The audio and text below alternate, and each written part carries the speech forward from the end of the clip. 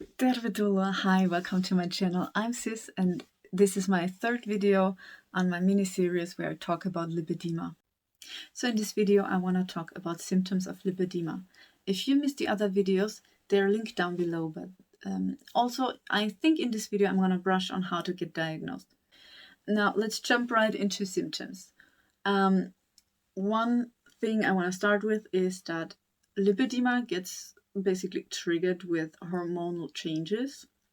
So, which, in my opinion, I don't know, I have not found any research on that idea, but I think the fact that it gets triggered by hormonal changes might be the reason why it only affects men if they have cancer, which messes with their hormones.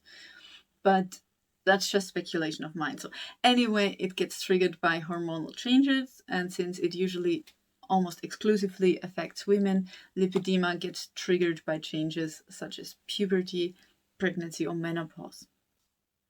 Another symptom is bruises. You bruise easily, you do not know where they come from, and they seem to suddenly appear.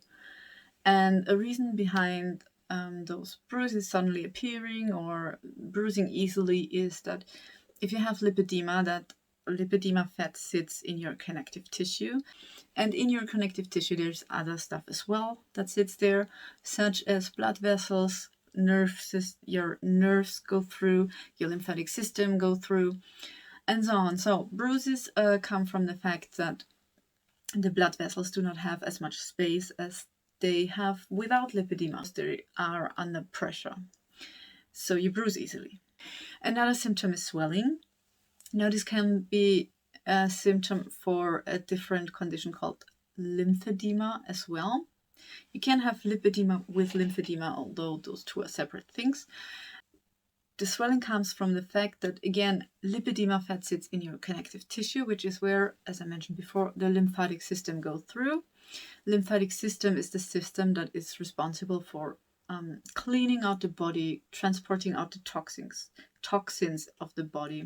So if the cleaning system is obstructed, you might end up with some swelling throughout the day. Another symptom is pain, also has to do with a lipedema fat sitting in your connective tissue, which is where the nerves go through, and so you are more likely to feel a lot of pain. And things that should usually not be painful could be painful to you. So for me, I did not know that what I felt was actually symptoms of lipedema. I thought the pain that I felt was normal. Turns out it's not. So if your cat jumps into your lap, not using its claws, of course, and it's severely painful, like traumatizing painful, it might be a symptom. And if just sitting on your butt, even if it's cushioned furniture, is hurting you, maybe there's something off as well. Oh, heavy legs is another symptom. I've experienced it quite a bit in the past, especially when I wanted to walk a little bit faster. Heavy legs, for me, in my experience, it was super annoying and painful. Like at some point, my legs would feel so heavy that it's like you can't lift them off the ground. And with that heaviness, I also experienced some pain, like severe pain, as if somebody was ripping off the muscle from my shins.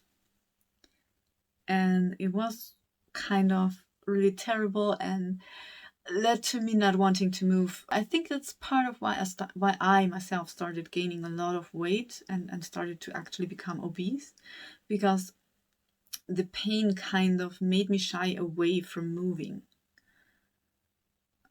So maybe something to be considered here. Another symptom is cellulite, or what appears to be cellulite. You will have those bumps. Now, cellulite and those lipedema bumps, they are different, but for an untrained eye like mine, it's not easy to see any difference. It's just the way they work. Cellulite pulls the skin inward, and lipedema pushes the skin outward because it needs more space.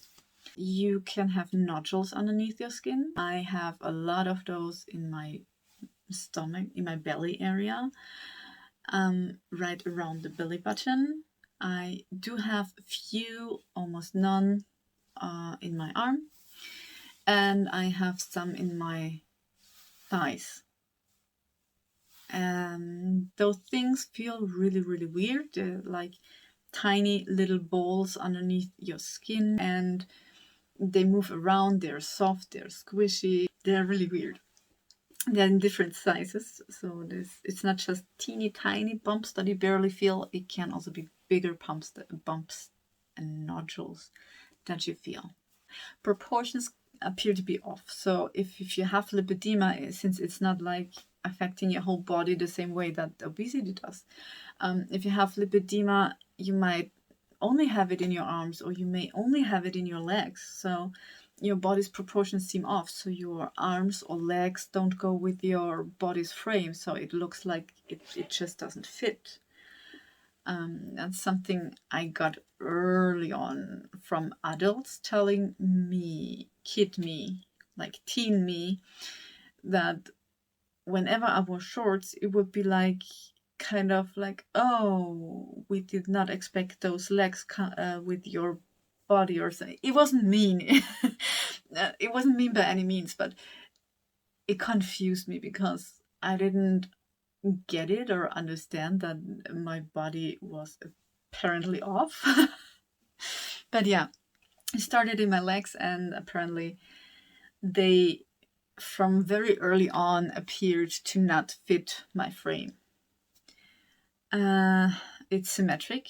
If it affects the left side of your body, it also affects the right side of your body, so it's not like one side. However, you can have one side that is more affected.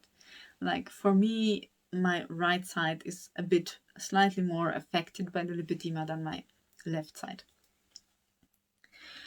Unfortunately, another symptom is that weight loss does not affect the lipedema areas.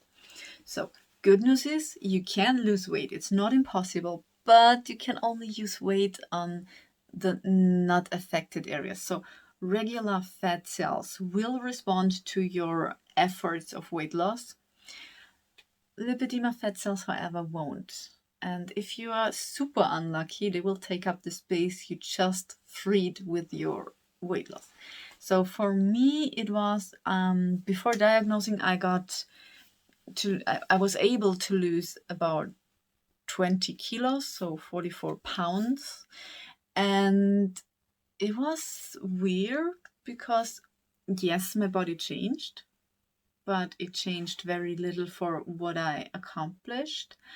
Also, I could not downsize my clothes. And aside from that, I gained in circumference of my thighs. And that was really confusing because here I had lost weight, like definitely lost weight, a lot of weight. And my body was not exactly slimming down. So that was kind of weird. But then I got the diagnosis and suddenly it made sense because apparently I have severe lipedema, like stage 3. So yay.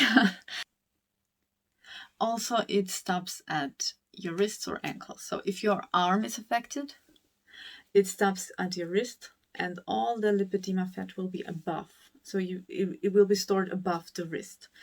And same goes for the legs. If you have lipedema in your legs, it will stop at your ankles, and you will have all the lipedema stored above your ankles. It's kind of weird, but it's a very heavy indicator for lipedema actually.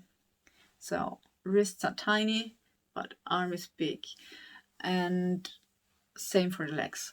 So that brings me to how to get diagnosed. Thing is, you cannot self-diagnose. You can have suspicions, but like the real and definite answer you get from an expert. You could go to a phlebotomist. Lymphologists could diagnose you too.